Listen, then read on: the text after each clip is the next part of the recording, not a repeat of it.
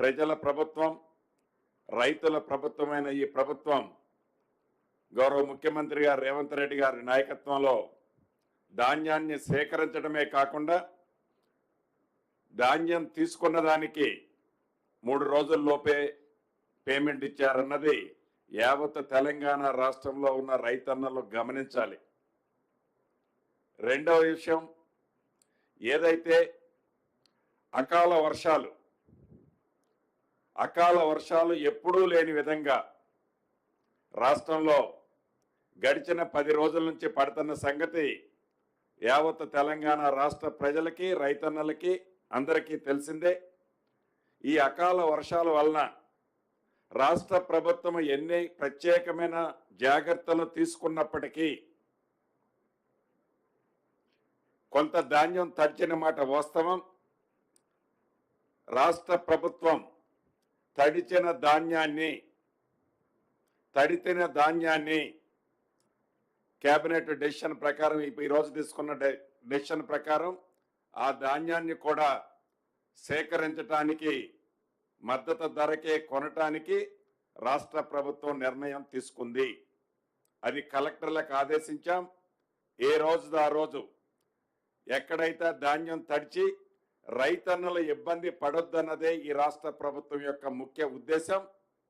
దాన్ని దృష్టిలో పెట్టుకొని గౌరవ ముఖ్యమంత్రి గారి ఆదేశాల అనుసారం ధాన్యము తడిచిన రైతన్నలు ఎవరూ కూడా ఆందోళన చెందొద్దని, అలా తడిచిన ధాన్యాన్ని రాష్ట్ర ప్రభుత్వం ₹1 కూడా ఎంఎస్పీకి తగ్గకుండా కొనే బాధ్యత రాష్ట్ర ప్రభుత్వం తీసుకుంటుందని కేబినెట్ నిర్ణయం తీసుకున్నది.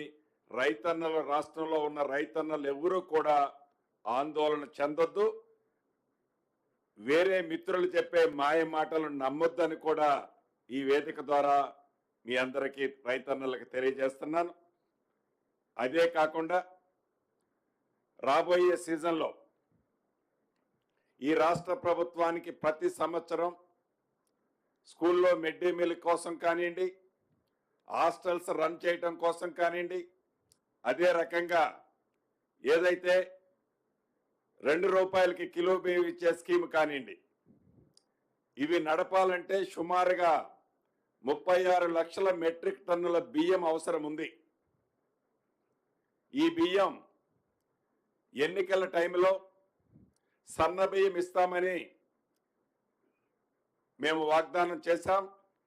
ఈ రాష్ట్ర అవసరాల కోసం బయట ప్రాంతాల నుంచి సన్న బియ్యం కొనొద్దు అనే ఒక నిర్ణయంతో ఏదైతే ఎన్నికల్లో మేము చెప్పామో, చెప్పిన దాని ప్రకారం ప్రతి రైతన్నకు, సన్న వడ్లు పండించిన రైతన్నకు క్వింటాలకు ₹500 బోనస్ని ఈ వచ్చే సీజన్ నుంచి ఇవ్వాలని నిర్ణయించాం.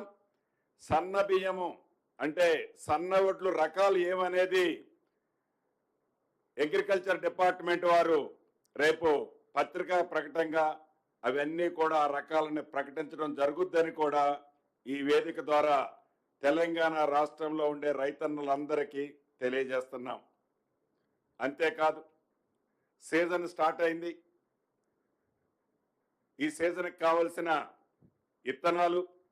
ఇత్తనాలతో పాటు ఎరువులు, ఇతరత్ర ఈ రాష్ట్రంలో రైతుల పక్షపాతైన ఇందిరమ్మ ప్రభుత్వంలో ఏ ఒక్క రైతన్న కూడా ఇబ్బంది పడద్దు అని నకిలీ విత్తనాల విషయంలో